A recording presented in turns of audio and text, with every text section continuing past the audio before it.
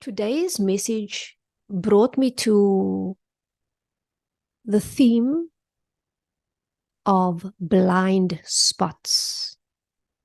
So I'm going to take us through a little journey here as we unravel and bring forward the teaching of our individual blind spots. And so the visual that I was receiving at the time was of a child growing up, right? And almost being projected onto by others, perhaps parents, siblings, society, neighbors, friends, etc. And these projections, not necessarily being the child's, were being placed onto that child, projected onto that child. And these were in the form of labels or judgments or criticisms or belief systems, limiting belief systems. But how they are presenting themselves to me is like little labels that have accumulated in and on our body over the span of our lifetime here, right? And so when we begin the healing journey and we begin to cultivate the art of self-awareness, and we become really aware of our self-limitations, our beliefs, our patterns, our woundedness, we become really aware of self. So we can look at ourselves objectively and say, okay, I know, I can see that I have this and I still have this and I have this. And through that beautiful cultivation of awareness, we are able to then begin healing. For we know that without awareness, healing cannot occur. But what the divine wants to bring forward today is the idea of blind spots.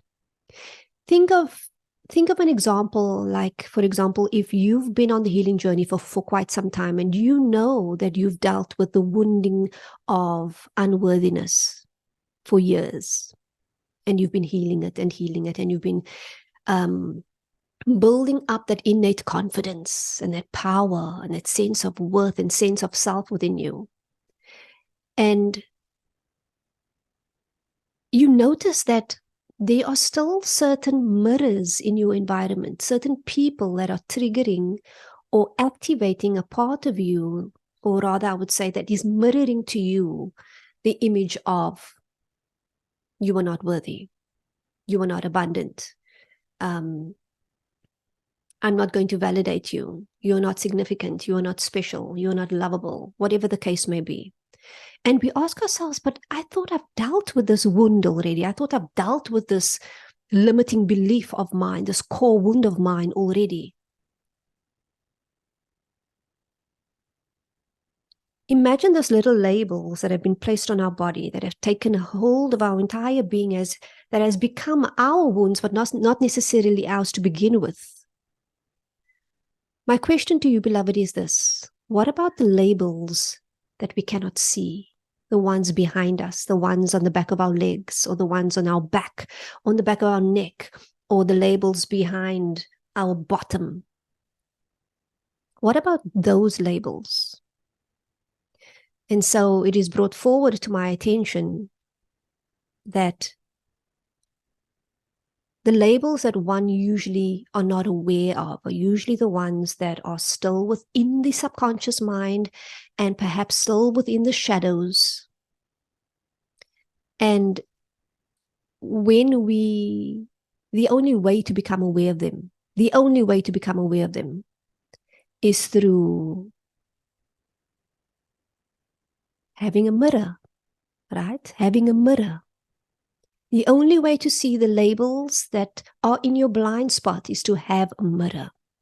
And so the divine brings forward the analogy that, as you know, the people in your life, your partners, your friends, your colleagues, your bosses, every experience and every person in your world, as the mirror that they are meant for you to be able to see and have the opportunity to heal the woundedness, the limiting beliefs, and the labels and the judgments that are still within your blind spot, the ones that you couldn't necessarily become that aware of, because it is so complex. Perhaps it's so minute, perhaps it's so minimal, or perhaps it's large and it has so many layers to it.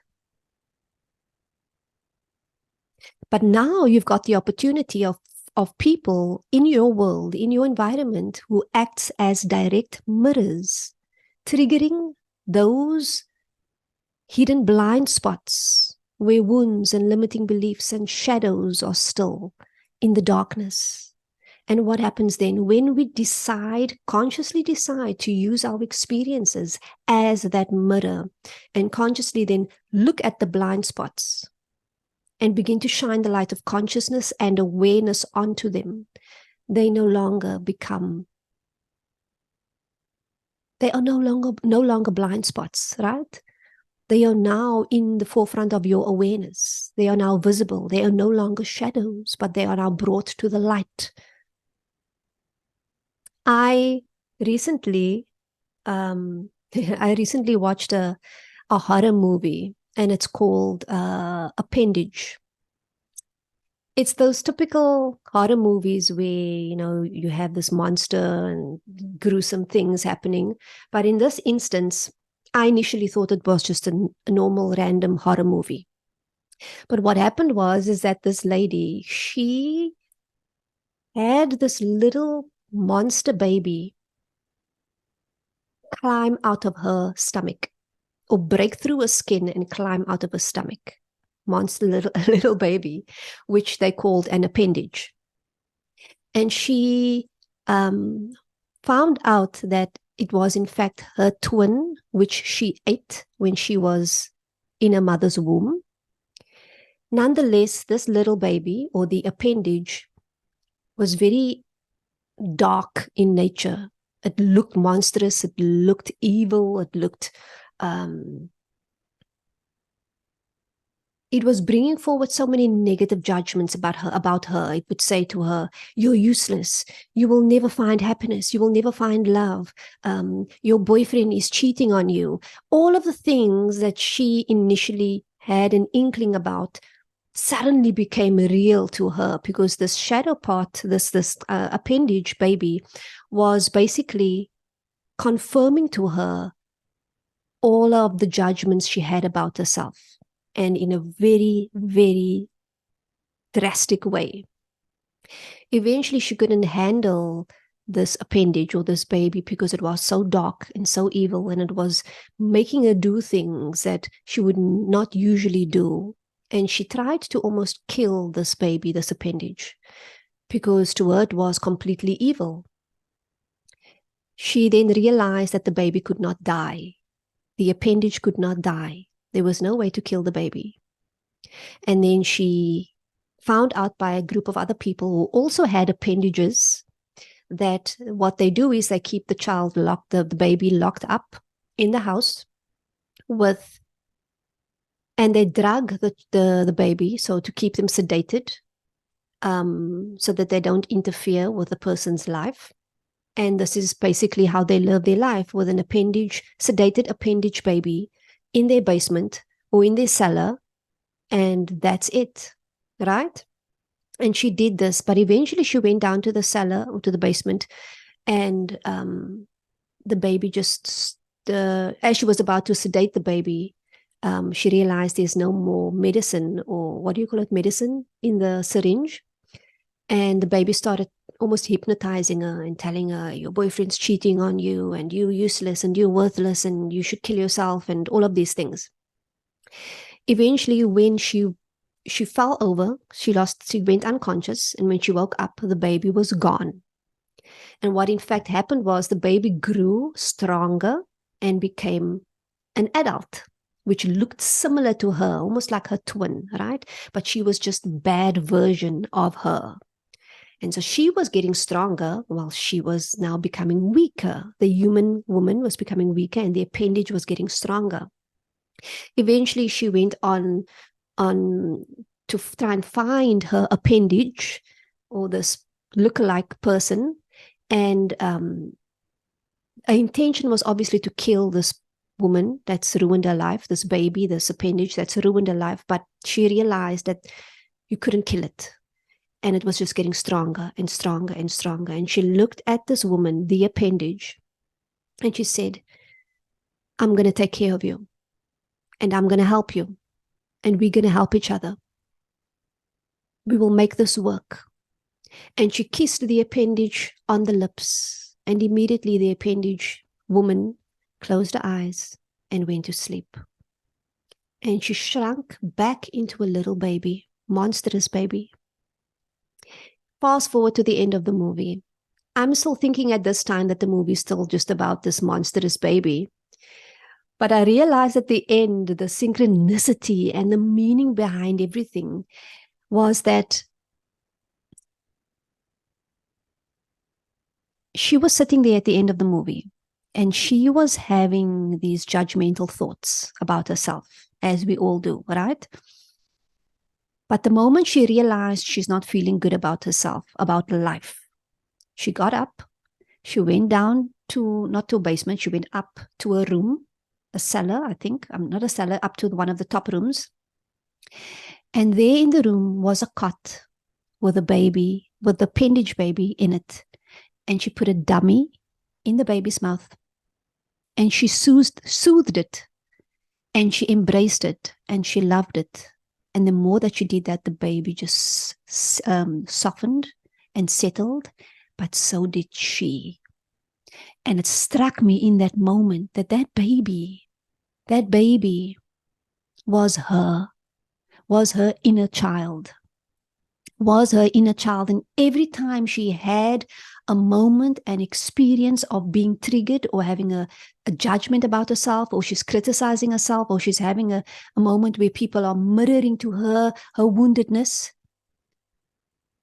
she goes and she literally goes to her inner child, a literal baby, and she reparents them, and she also begins to feel better.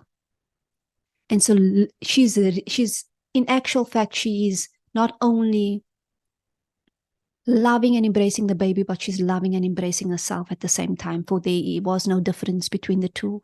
It reminded me of our shadow, the one that we try to sedate, the one that we try to suppress, the one that we want to kill off because this part of me just makes my life miserable, right? But it just gets stronger and stronger and stronger and stronger until we face it and we embrace it. And in every moment, when something comes up for healing,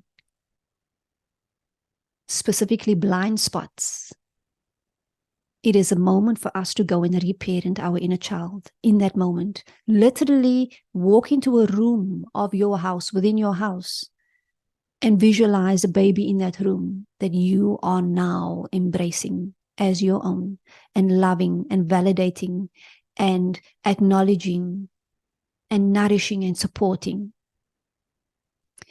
I just thought I'd share that with you because it was such a beautiful symbolism in physical form, you know, about what our shadows, our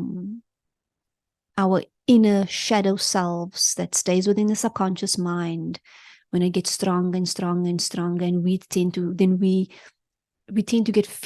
feel weaker within our own essence, within our own power, and we're giving our power away to the aspect of us that is that has a limited perspective or a limited view. So that really stood out for me, and I thought I'd share that with you guys. But I want to bring your attention back to blind spots. So the theme or the topic of blind spots that is arising for many of us during the course of this week, and I believe leading up to the lunar eclipse, I think on the 28th of October, the energies are ripe now. And so I want to bring forward to your attention, I want you to bring your awareness to anything in your current situation, in your current experience, no matter how small or large or minuscule it might feel or seem, whether it's just a thought in the mind or whether it's just someone ignoring you, It can be anything. What blind spot is presenting itself to you now? And it can be very different for everyone, for each and every one of you. But the number one blind spot that feels is coming up for many right now is the blind spot of, or the wounding of unworthiness. And the divine says to you now, beloved master, do you know your worth? Do you know your value? Do you know who you are?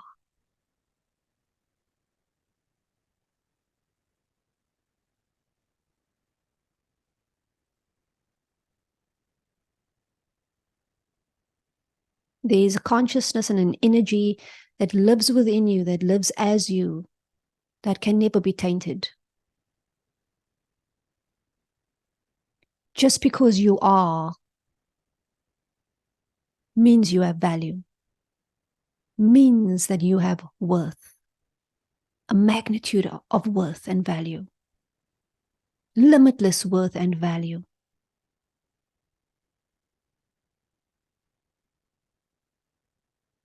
What blind spots are presenting themselves to you now in your world, in your reality, through your lens of perspective, that perhaps reflects to you a lack of abundance in money, a lack of abundance in connection, a lack of abundance in validation, a lack of abundance in receptivity, a lack of abundance in relationships, a lack of abundance in any area. You fill in the blank. A lack of what? What does it feel like you lack in your life that is almost mirroring or reflecting back to you that feels like lack? Now, the divine wants to bring your attention inward and asks you now, in this moment, to reflect on what abundance you do have in your life right now. What abundance do you have in your life right now?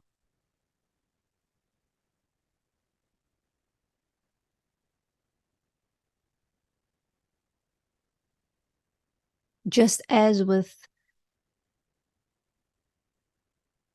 anything, energy is involved. Consciousness, beloved, moves energy into form. Money is energy. Relationships, connections are energy. Opportunities are energy. Experiences of validation and approval is energy. What state or level of consciousness are you holding?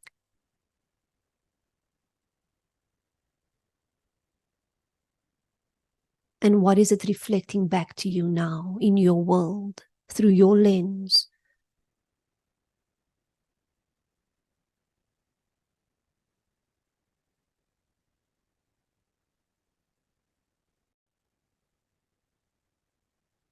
Beloved, you do not have to justify why you deserve to have it all. For it is your inherent gift. It is your inheritance. You can and must have it all. You are creator, are you not?